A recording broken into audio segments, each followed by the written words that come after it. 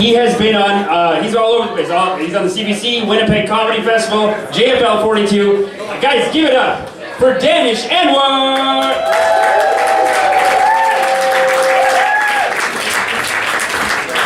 Oh, this is great. Thanks a lot, guys. Thanks a lot. Oh, you know, one of the rules of stand-up comedy is that you're supposed to do jokes that the audience can relate to. So I guess for the sake of you guys, I'll start off with some jokes about white privilege. Specifically how it's coming to an end. It's done. That shit is over. Look around. We won.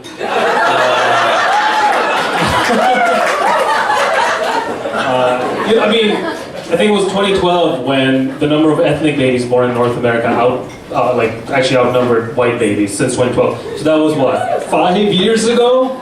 By 2027, white people will be the official minority here. So yeah, but also, I'm a little concerned. I'm a little concerned because the last time white people were a minority in North America, they didn't like it so much. That was 1400s, I believe. So I'm here to ease you in with some new rules on what to expect, okay? How to live life. I have a lot of experience from this side of the privilege line. And so just a couple of new rules. Just hear me out. Let me know what you think. Actually, you know what? Your opinion doesn't matter anymore. So just shut up and obey.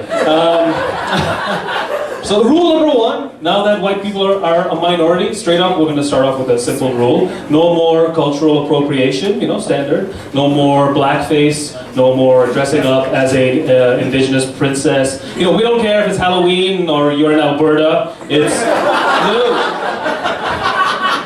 none of that, okay? Exception, one exception, white girls, you can still do yoga. That's cool. That's fine. Not Harry Potter yoga. Okay? I don't know what that shit is. Cut it out. Cut it out. Rule number two.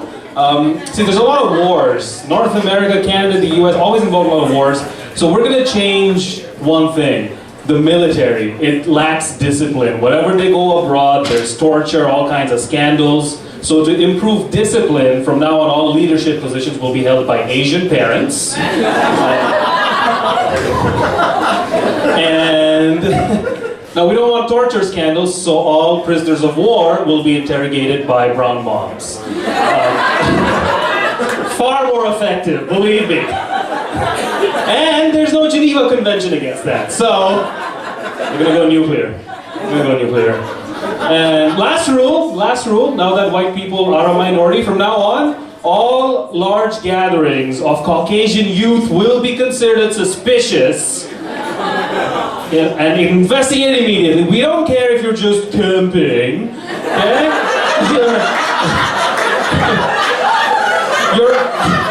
You're out in the woods, alone, flammable materials. Looks like a terrorist training camp to me. That's literally what ISIS does. Van. Right. But I'll be fair though. Look. White people get an unfair burden of race. Not unfair. It's definitely earned. Definitely earned. Now here's the thing. There's a reason why it's okay for me to say it and maybe you not to say it. But it's not why I would think. It's because honestly, everybody's a little bit racist. The whole world. I've traveled all over the world. I've been in places you won't believe I've been. But every place, people are just a little bit racist. The problem is white people are bad at it. Just bad at it. Racism is an old art form. Very old, very delicate. I'll give you an example. The biggest crime that white people have committed is slavery. That's the one that keeps running over and over. But guess what? You know who the all-star is when it comes to slavery? The real all-star? Fucking Egypt.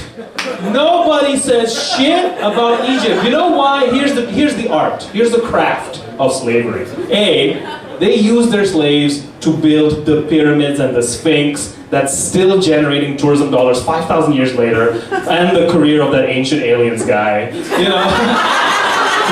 But they didn't bring all these slaves over for housework.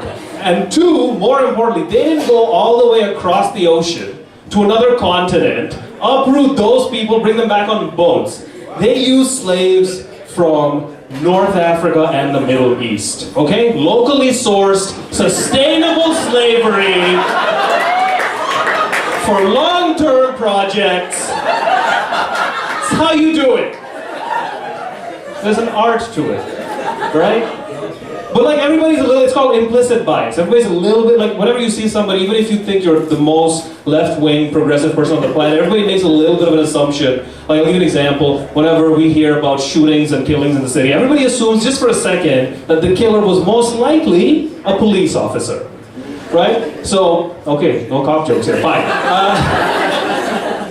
But those days in Toronto, especially in a place like it, there's all kinds of people. They're a little bit more complicated. Like, for example, with me, whenever I'm on the TDC, if I'm on the streetcar or something, and it smells like weed, every single person on the bus turns right at me, because I can see the mental map. They're like, you know, I've seen the Harold and Kumar trilogy.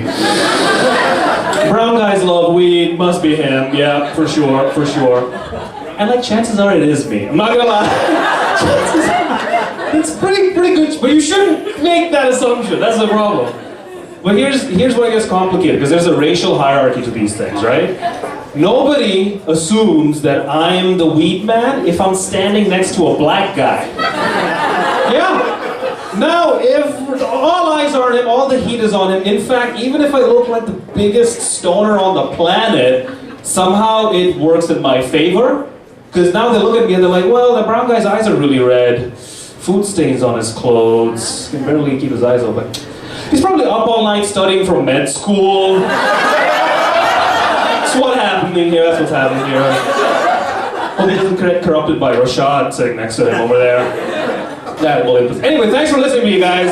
Enjoy the rest of the show.